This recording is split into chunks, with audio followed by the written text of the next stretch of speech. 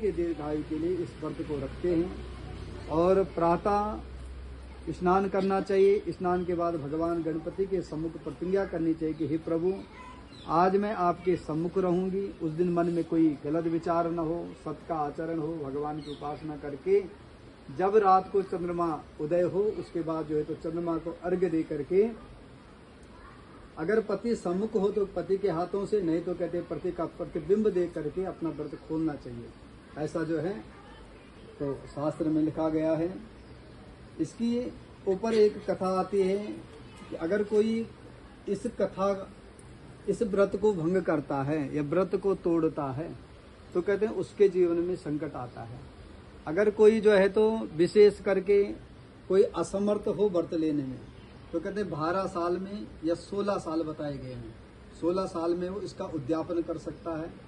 उद्यापन में जो है तो 13 ब्राह्मणों को, और कहते हैं उनकी सद्धर्म पत्नी जिनकी शादी हो रखी हो ब्राह्मणों की, उनकी पत्नी को स्वाग का सामान दे करके, उनको भोजन करा करके, यथा दक्षिणा करके, कहते हैं विशेष ऐसा है। नहीं तो कहते हैं एक को जो है तो स्वाग का सामान दे करके पूरा वस्त्र सहित, और अन्य जो है तो स्वागवती स्त्रियों, 12 स्वागवती स्त्रियों को यथा जो अपना स्वाग का सामान होता है वो बांटना चाहिए, तो दान करना चाहिए। इस प्रकार से कहा है कि एक साहूकार था, उसके जो है तो 7 लड़के और 1 लड़की थी। सेठानी के सहित कहते हैं उसकी बहुएं और बेटी ने करवा चौथ का व्रत रखा। रात्रि को कहते हैं साहूकार के लड़के भोजन करने लगे तो उन्होंने अपनी बहन से भोजन के लिए कहा।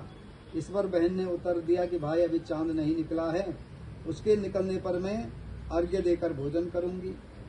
ऐसा कह करके बहन की बात सुनकर के भाई ने क्या काम किया, देखा कि हमारी बहन जो है तो अति आतुर हो गई, भूख तो उसे बहुत लगी हुई है, उसका जो है तो तबीयत भी सही नहीं है, और कहते हैं केवल चंद्रमा का इंतजार कर रही है आने का।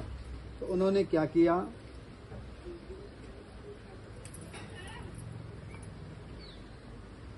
बहन की बात सुनकर भाइयों ने एक काम किया कि नगर के बाहर जा करके एक ऊंचे टापे पर अग्नि जलाई, और कहते हैं छलनी से जाकर उसके प्रकाश को दिखाते हुए अपनी बहन से कहा कि बहन देख, ये गोल चंद्रमा आ गया है।